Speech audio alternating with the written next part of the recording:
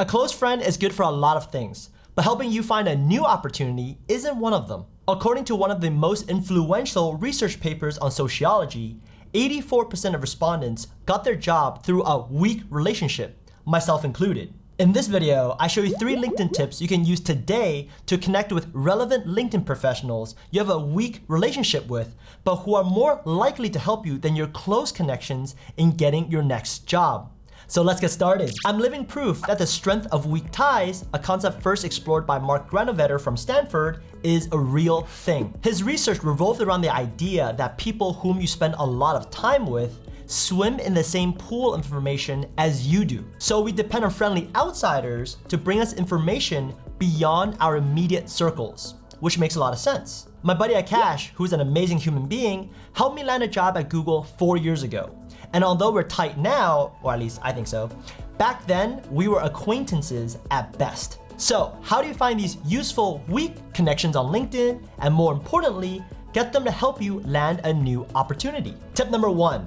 Use the filter feature to find alumni working in specific fields. Connecting with your fellow alumni is a no-brainer, but make sure to take it a step further by being very purposeful in your search. If you go to the LinkedIn page of your college, you can click the alumni button to see everyone who has associated their profile with the school. Yes, they're all your alumni and you already have that in common with them, but instead of blindly sending requests to everyone, you can use a filter feature to narrow your search. There are 3 ways to use this search field. Number 1, you already know the general field you want to be in, and you want to find someone who's more experienced or knowledgeable so you can learn more from them. Let's say you know you want to be in sales. Then you might want to type in account manager in the search field, and LinkedIn will output a list of alumni who have account manager in their current title or in their previous job experiences. The second way to use a search field is when you want to learn more about a position and company, and you want to connect with someone who is familiar with the role that you're applying for. Let's say you're in retail and applying for a marketing position at Nike.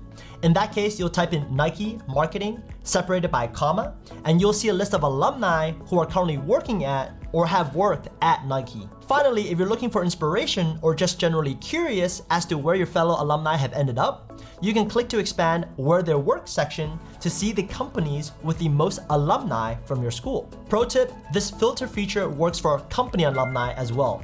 Simply go to your company page and click on People to run similar filters to find even more relevant connections. If you found this first tip helpful, let me know by dropping a like and commenting down below which industry you want to learn more about using this feature. Tip number 2, message anyone on LinkedIn without being directly connected to them. As you probably know, you're only able to message someone directly on LinkedIn if they're a first-degree connection or if you have a premium account. Fortunately for us, the LinkedIn Groups feature provide us with a small loophole. For example, if I go to the EY group, a group I'm part of because I used to work at Ernst & Young, I can click the See All button here and message any one of them without being connected beforehand. So if I wanted to apply to Accenture, I might just message this person right here directly. Of course, this only works if you're already in the group. If you're a current student, I highly recommend you join your school's official group and any related alumni groups. If you're a working professional and you want to branch out to other areas, I definitely don't recommend you disguise yourself as another company's employee, but rather join a group where you share similar interests and background with existing members. For example, for me, I might search up product marketing in groups and request to join this group I see a few of my first degree connections are already in. Hopefully, the admin will see my current role is in product marketing and approve my request. And then I'll be able to network and connect with product marketers who have since moved on to other roles I may be interested in. Pro tip, other than using the group to message people you're not yet connected to, you can also post a request for career advice, but be specific about what you're looking for. For example, I recently saw a post from a current senior at Emory University saying that given the whole COVID situation, he's very interested in pursuing a career in business continuity consulting, a very niche field of consulting, and what classes he should take to prepare beforehand. And within 24 hours, he got multiple responses from alumni, even though it's a very niche vertical. And guess what? He just expanded his network by posting this question, because if he follows up with those alumni, he'll probably end up learning about specific opportunities. By the way, I have a community of my own, a Facebook group where I post exclusive weekly tips. Consider joining if you haven't already. I'll link it down below. Tip number 3, connect by sending a custom, thoughtful request. So whether you're connecting with someone you found through tip 1 or messaging someone directly via tip 2, you want to craft a thoughtful message in order to get an engaged response. In my experience, 3 types of messages help you leave a strong impression on the other person. Number 1, you write something relatable. Number 2, you compliment them. Number 3, you try and add value. If you look at this message I received a few weeks ago, "Hi Jeff, came across your Q&A video on YouTube.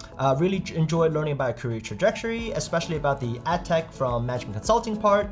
I'm an education student interested in exploring opportunities in consulting. Would love to stay connected." So not only do I feel good, she watched my YouTube video, but she mentioned something very specific from that video and relates her career trajectory to mine. Or take this other example from a high school friend who I haven't caught up with up until a month ago. "Jeff, been viewing your videos on YouTube. Hope you keep up the good work. Sending you greetings from Korea. Also a thought, I think you could also try content on LinkedIn in job searching. Tried and true topic, see if your audience likes it." If you're watching this video, you know that I took his advice. He didn't come off as a know-it-all, but as someone who genuinely wants to help me, and he definitely has. Pro tip, if you're using a LinkedIn app on mobile, you have to click the More and Personalized Invite to send a custom connection request. So definitely don't use the default connect button. Finally, you want to make sure your LinkedIn profile is ready to passively receive traffic when these people check you out before they respond. So make sure you check out my LinkedIn profile video as well to fully optimize your LinkedIn presence before sending out those connection requests. For example, one of my tips was to use free online tools to create a more professional profile picture and LinkedIn banner. After following the step-by-step instructions, one of our viewers, Connor, actually took it a step further and added his own tagline to his new and improved banner. This is the before, and this is the after. As you can see, he states his value proposition in a concise and easy to understand way to grab the attention of potential employers and clients. And there you have it. 3 practical tips you can use today to leverage your weak connections on LinkedIn. Of course, if you find success with this, don't forget to pay it forward when someone reaches out to you as well.